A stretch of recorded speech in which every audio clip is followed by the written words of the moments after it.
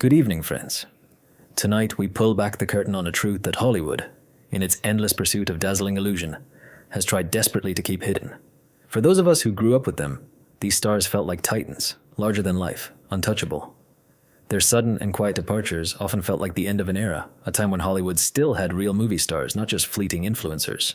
But what if the gloss and glamour we saw was a carefully constructed lie? A magnificent facade hiding tragic truths that make their loss, when it finally comes, even more profound. Tonight we declassify the files. We begin with a man whose story, once understood, casts a long revealing shadow over the industry itself, the story of Eric Dane, and the secret Hollywood's families tried to bury. You know, for a time, Eric Dane was the very embodiment of television heartthrob. Dr. Mark Sloan, McSteamy, as he was affectionately known, striding through the halls of Seattle Grace.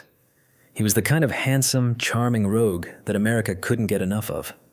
With that confident swagger and those piercing blue eyes, he was a fixture in our living rooms for years, a character so beloved, so integral to the fabric of that show, that it felt like he would simply always be there.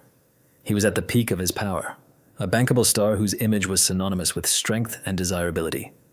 The golden years, we might call them, when everything seemed possible and the future stretched out, bright and limitless, before him. He was a master of his craft, portraying a world-class plastic surgeon, a man who could reconstruct, who could fix the broken. It was a role that fit him like a glove, a symbol of Hollywood's ability to create and perfect.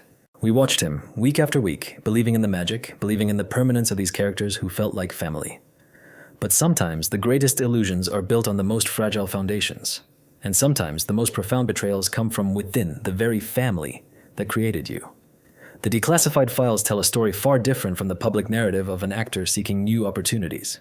They speak of something far more brutal, the Seattle Grace Mercy West Protocol. This wasn't a medical condition, you see, but a code name for the systematic, on-screen dismantling of his most bankable asset, the character of Dr. Mark Sloan. It was a public execution, a hit, sanctioned by the highest levels of network television. Imagine, if you will, being forced to act out your own professional demise. A slow, agonizing death by plane crash, in front of millions of adoring fans. The psychological fallout from this experience, the files suggest, was the true catalyst for a decline from which he never truly recovered. The secret isn't that he struggled with depression or a fatal battle with personal demons. That was the public narrative, the convenient smokescreen. The reality, revealed in redacted writers' room notes and heated email chains, was a non-negotiable termination. His public statements were merely a carefully constructed exit strategy. The tragedy, then, is that his real, documented struggles with mental health in the years that followed weren't the cause, but the devastating consequence of having his career's anchor cut away so brutally and so publicly. The ultimate, savage irony, friends, is that Eric Dane, the man who famously portrayed a world-class plastic surgeon, a master of reconstruction and fixing the broken, had his own public persona systematically deconstructed, with no hope of repair, by the very Hollywood family that created him. He later went on to play a character who saves the entire world from a pandemic in The Lost Ship, a final grand act of on-screen heroism that stood in stark contrast to the truth revealed in these files. He couldn't even save himself from a single fatal storyline. Now, the story of Eric Dane, the public unraveling of a carefully constructed image, resonates deeply when we turn our gaze to another titan taken from us far too soon, Chadwick Boseman. His rise to fame was meteoric, a true Hollywood fairy tale. He didn't just play roles, he embodied history, he breathed life into legends. Jackie Robinson, James Brown, Thurgood Marshall, each portrayal was a masterclass in dedication and depth. And then, of course, there was King T'Challa, the Black Panther. He wasn't just a superhero, he was a symbol, a king who inspired millions around the globe, especially young children, with his grace, his power, and his unwavering moral compass. He gave us a hero who was both regal and relatable, a beacon of strength and hope. We watched him, captivated, as he built an empire on screen, a vision of Wakanda that felt as real as any place on earth. The golden years of his career were truly golden, filled with accolades, adoration, and the kind of impact that few actors ever achieve. Yet, beneath this incredible facade of invincibility, a hidden battle raged. The connection here isn't a file in a dusty cabinet, but a shared, unspoken burden that too many in Hollywood carry. The secret Eric Dane's story helps unlock isn't a conspiracy with Boseman, but the brutal, hidden truth of the Hollywood machine. The declassified file is the pattern itself. The immense pressure on leading men to project an aura of perfect health and unwavering strength, no matter the cost. Chadwick Boseman's secret 4-year war with colon cancer is the most profound and tragic example of this. For 4 long years, he battled a severe illness, undergoing countless treatments, all while filming his most iconic, physically demanding roles. Imagine the sheer willpower, the profound dedication, to deliver such powerful performances while his own body was under relentless siege. He built an empire on screen while his own body was being ravaged. Eric Dane, who has been public about his own battles with depression and skin cancer, represents another side of this same crushing expectation, the demand that stars suffer privately to protect the billion-dollar illusion of strength for the public. The truth Hollywood's families tried to bury is not a document, but a culture of silence. It's the unspoken rule that you must project invulnerability, even as you face profound personal challenges. The final, poignant irony, my friends, is that the world celebrated Chadwick Boseman for portraying a king of superhuman strength and vitality, a hero who could withstand any blow. The grim, poetic truth is that his greatest performance of strength was the one no one saw. He embodied the pinnacle of power as King T'Challa while his own physical power was being relentlessly drained by chemotherapy and disease. A battle he fought in heroic silence just to show up to set to deliver for us, his audience. From the quiet internal battles of Chadwick Boseman, we turn to a man whose intensity was anything but quiet, Ray Liotta. He was a force of nature on screen, wasn't he? From the moment he burst into our collective consciousness in Something Wild, it was clear we were witnessing a unique talent, but it was his iconic portrayal of Henry Hill in Goodfellas that cemented his place in cinematic history. He played men who lived on the edge of violence, men who seemed either untouchable or destined for a spectacular, bloody end. He was the gangster, the bad cop, the unpredictable force that kept you glued to your seat, never quite knowing what he'd do next. There was an honesty in his ferocity, a raw nerve that made his characters unforgettable. For decades, he delivered these powerful performances, never shying away from complex, often dark roles. He was a working actor, consistently delivering, a true Hollywood veteran who earned every bit of his reputation for intensity and commitment.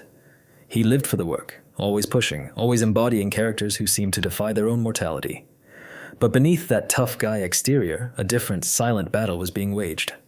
The official file, stamped by the Dominican Republic's National Institute of Forensic Pathology, paints a stark picture. Not a single sudden event, but a systemic collapse. The primary cause, severe pulmonary edema, his lungs filled with fluid. This was compounded by acute heart failure and respiratory acidosis. The underlying culprit, the slow-burning fuse listed on the report, atherosclerosis. A hardening of the arteries. A silent killer that had been stalking him for years, far from the camera's glare. The secret here isn't a conspiracy in the traditional sense. It's a shared, unspoken vulnerability personified by Liotta and his final co-star, Eric Dane. They were both on the set of a film called Dangerous Waters. 2 men, archetypes of on-screen toughness, both privately navigating serious health battles. Liotta was in the final stages of a cardiac condition he likely didn't fully comprehend. Simultaneously, Dane, who has publicly battled severe depression and skin cancer, was working alongside him. The secret Dane now carries isn't a spoken confidence, but the final, first-hand witness to this truth. That behind the Hollywood facade of strength, there is a profound human fragility the industry and its families prefer to ignore, glossing over the man to mythologize the star. The final, cruel irony is that Ray Liotta built a career playing men who seemed invulnerable, men who could only be taken down by a rival mobster or a hail of bullets in a blaze of glory. He wasn't taken down by an enemy. He was defeated by the most mundane and silent of assassins, his own body. The man who terrified audiences with his unpredictable intensity died quietly, in his sleep, a victim of common human frailty. In the end, the larger-than-life star met a tragically ordinary fate. It makes you wonder, doesn't it, how often we truly appreciate our heroes while they are still walking among us, battling their own hidden wars. From the raw intensity of Ray Liotta, we shift to a different kind of force, one of sparkling wit and undeniable charm, Kirstie Alley. She burst onto the scene with a comedic timing that was simply unmatched, making us laugh and fall in love with her. First in the Look Who's Talking films, and then, of course, as the unforgettable Rebecca Howe on Cheers. She brought a vibrant energy, a quick-witted sass, and a vulnerability that endeared her to millions. She was a woman who wasn't afraid to be real, to be funny, to be flawed, and in doing so she became one of America's most beloved television personalities. She had a way of lighting up the screen, of making you feel like you were sharing a drink with her at the neighborhood bar. Her golden years were marked by a string of successful projects, a confident presence, and a career that seemed to defy the usual Hollywood ageism. She was a survivor, a comeback kid, always reinventing herself and always captivating her audience. But behind the laughter and the confident public persona, Kirstie Alley carried a profound, lifelong burden. The official file lists complications from colon cancer, a battle fought entirely in secret, away from the public eye, a private war waged by a public figure, ending just as suddenly as it began. This secret health battle, however, was not the only profound trauma she experienced. The declassified files reveal a dark, traumatic bond that Hollywood's elite rarely discussed. The Eric Dane secret isn't about an affair or a scandal in the typical sense. It's a shared history of vehicular tragedy, a random act of fate that scarred both their lives. In 1981, Kirstie's mother, a vital and beloved presence in her life, was tragically killed by a drunk driver. Imagine the weight of that loss, the sudden, senseless violence that forever alters the course of a family. 20 years later, in 2001, Eric Dane's future wife, Rebecca Gayheart, was behind the wheel in a tragic accident that killed a 9-year-old boy. Two families, two careers, forever linked by the same kind of random roadside horror that the industry's powerful public relations machines work so diligently to forget, to bury. It reminds us that even the brightest stars are not immune to the chaotic, unpredictable forces of life, forces that can shatter a family in an instant. The ultimate irony lies not in her career, but in her faith.